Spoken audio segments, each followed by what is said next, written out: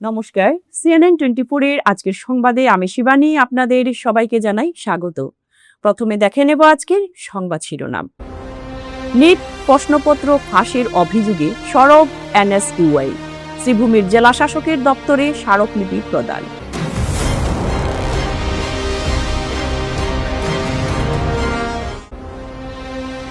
সম্মিলিত সাংস্কৃতিক মঞ্চে হৃদয়ে রবীন্দ্রনাথ চেতনার 19 শীর্ষক অনুষ্ঠান অন্তিম পর্ব সম্পন্ন।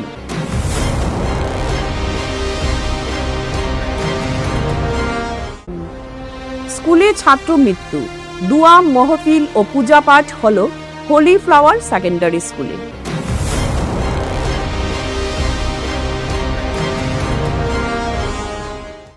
এবারে আজকের সংবাদ বিস্তারিত। নিট পরীক্ষার প্রশ্নপত্র ফাঁসের ঘটনায় উচ্চ পর্যায়ের নিরপেক্ষ তদন্তের দাবিতে মঙ্গলবার শ্রীভূমি জেলা প্রশাসনের দ্বারস্থ হয় জেলা NSUI কমিটি।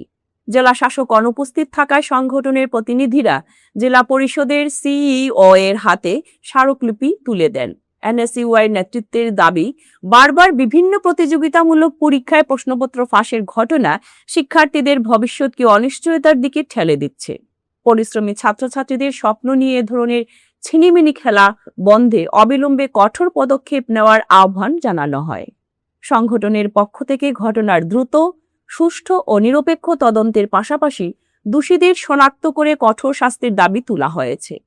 একই সঙ্গে হুঁশিয়ারি দিয়ে NSUI জানিয়েছে, দ্রুত ব্যবস্থা না নিলে আগামী দিনে বৃহত্তর আন্দোলনের পথে নামবে তারা।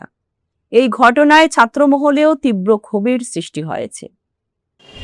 নমস্কার, আজকে আমার করিমগঞ্জ ডিস্ট্রিক্ট NSUI পক্ষ থেকে যে গত কয়েকদিন আগে যে নিটের যে পেপার লিক হয়েছে তা নিয়ে আমরা ডিসির সঙ্গে একটা মেমোরান্ডাম দেওয়ার জন্য এসেছিলাম, কিন্তু যেহেতু ডিসার অ্যাবসেন্স তাই ডিসারের অনুপস্থিতিতে আমরা CEO স্যারকে একটি মেমোরান্ডাম দিয়েছি। সেই মেমোরান্ডামে আমরা গভীরভাবে বলছি যে কীভাবে নিট প্রতি বছর গত কয়েক বছর থেকে প্রতি বছরই একটা কাজ চলে আসছে যে নিটের এক্সামের প্রতি বছর লক্ষ লক্ষ ছাত্রছাত্রীরা পরিশ্রম করে নিটের জন্য প্রিপেয়ার হয়, কিন্তু প্রতি বছর কী সামনে আসে যে নিটের 1 বা 2 দিন আগে নিটের পেপার লিক হয়ে যায়।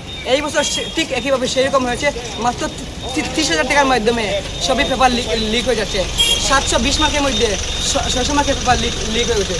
তাই এই বিষয়টি নিয়ে আমরা CEO স্যারকে মেমোরান্ডাম দিয়েছি এবং CEO স্যারকে বলেছি যাতে ডিসের তথ্য NTA কাছে পৌঁছান এবং এর জন্য NTA অ্যাকাউন্টেবিলিটি নেয় এবং এর জন্য ফেয়ার ইনভেস্টিগেশন হয় এবং যারা দোষী তাদেরকে শাস্তি দেওয়া হয় এবং ছাত্রছাত্রীদের জাস্টিস দেওয়া হয়। আর যদি ছাত্রদের জাস্টিস দেওয়া না হয় তাহলে আমরা আগামী দিনে এ নিয়ে বৃহৎ আন্দোলন গড়ে তুলব। ধন্যবাদ। শিলচরের সম্মিলিত সাংস্কৃতিক মঞ্চের আয়োজিত হৃদয়ে রবীন্দ্রনাথ চেতনার 19 শীর্ষকের অন্তিম পর্ব গতকাল বঙ্গভবনে রবীন্দ্রসঙ্গীতের মাধ্যমে সমাপ্তি হয়। অনুষ্ঠানের প্রথম পর্বে শিলচরের কয়েকটি নৃত্য স্কুল ও সংস্থার সদস্য ও সদস্যরা নৃত্য ও সঙ্গীত পরিবেশন করেন। দ্বিতীয় পর্বে কলকাতা থেকে আগত রবীন্দ্রসঙ্গীত শিল্পী অ্যারিনা মুখার্জি ও শিষ্য রায় বেশ কয়েকটি রবীন্দ্রসঙ্গীত পরিবেশন করেন। সঙ্গীত শেষ হওয়ার পরই নৃত্য প্রতিযোগিতার বিজয়ীদের হাতে স্মারক সম্মাননা তুলে দেওয়া হয়। এরপরই সমস্ত অনুষ্ঠানের সমাপ্তি হয়।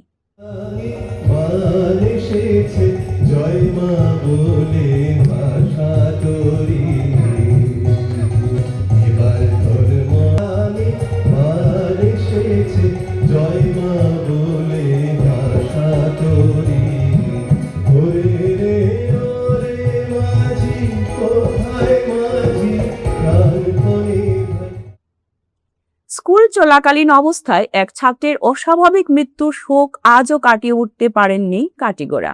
সহমর্মিতার ডালে হাতে জনপ্রতিনিধিরা যাচ্ছেন হত শিশু ছাত্র সাবিকের বাড়িতে। স্কুল কর্তৃপক্ষ তো সাকিবের পরিবারের সাথে যোগাযোগ রেখেই চলেছে। সামাজিক মাধ্যমে আজও অব্যাহত তির্যক বাক্যবান। সোমবার স্কুল ক্যাম্পাসে আয়োজিত হয় বিশেষ পূজা অর্চনা। এরই মধ্যে অভিভাবকদের মতামতের উপর ভিত্তি করে বুধবার খুলছে স্কুল, কারণ এই স্কুলের সাথে জড়িয়ে রয়েছে কম করেও 5 শতাধিক ছাত্রছাত্রীর ভবিষ্যৎ।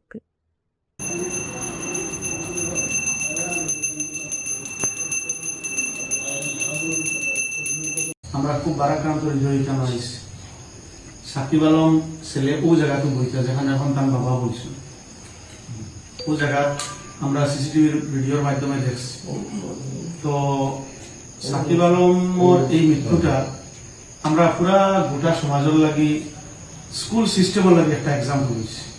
পরের দিন আমরা স্কুল, আমি নিজে মর্নিং অ্যাসেম্বলি, আমরা ক্লাস 6 থেকে 12 পর্যন্ত আমরা স্কুল, আমি নিজে মর্নিং অ্যাসেম্বলি মানে বিভিন্ন সচেতনতামূলক স্টুডেন্টরা যেগুলো হইতে লাগে হয়েছে।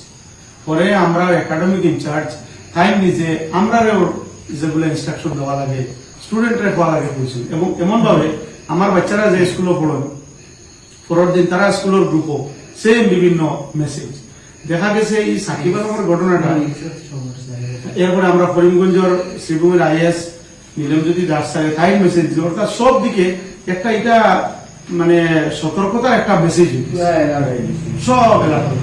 যার কারণে সাকিব আলম মরিয়া অমর, সে একজনে তার প্রাণটা দিছে, কিন্তু তার এই প্রাণ যাওয়ার কারণে আরো বহুত প্রাণ রক্ষা হয়। এটা বাস্তব, এটা আমি যেটা বলছি। অর্থাৎ আমরা মাঝে কোনো নেগলিজেন্সি যেন আছে এই সব যাওয়ার মানে এক্সাম্পল রইব সাকিব আলম। তো ইকানো সাকিব আলম ইকানো বইতো তার মৃত্যু ওই জায়গাতে হয়েছে, আমরা সবাই দেখছি ভিডিওর মাধ্যমে কিভাবে হইলো, কোন কারণে হইলো, কেটে হইলো, সবে আলোচনা খড্ডা বিভিন্ন লেভেলে আলোচনা হইব, সংশোধন হইব, সবকিছু। কিন্তু সর্বাবস্থায় এই বাবা কান ছেলেটা হারাইছে। কানে আমরা আজকের দিনে একটাও শুধু কইতাম, সবে তার কাছে ওটাও অনুরোধ এবং আল্লাহর কাছে দোয়া করতাম যে তাই ধৈর্য ধর। এবং ওটা খুঁজবার লাগে আমরা আসিমগঞ্জ থেকে আইছি, করিমগঞ্জ থেকে আইছি, তার বাড়ি যাওয়ার লাগে। এখানে আইয়া শুনছি যে এখানে একটা দোয়ার সভা, সুখ সভা, আমরা এখানেও আইছি। তো আপনারা ওটাও আমরা সবে রিকোয়েস্ট করি যে আপনি ধৈর্য ধরুন, আমরা আল্লাহর কাছে দোয়া করবো আপনারা ধৈর্য ধরার তৌফিকটা আল্লাহ, আল্লাহ শক্তি আপনার যাতে আপনি ধৈর্য ধরুন। আর বাকি আমার কিছু করার নাই।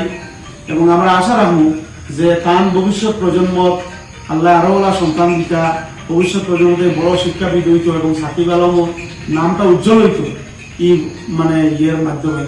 আর সাকিব আলম আমরা সবল লাগি যেভাবে আমরা সতর্কতার একটা মেসেজ হিসেবে জড়িয়ে দিচ্ছি, আমরা বাস্তবে এটা আমরা সতর্কতামূলক পন্থা অবলম্বন করি, আমরা ভবিষ্যৎ শিশু মানব জাতি সবার প্রাণ রক্ষার লাগে চেষ্টা করতাম। ওটাও হয়ে আমার কথা শেষ।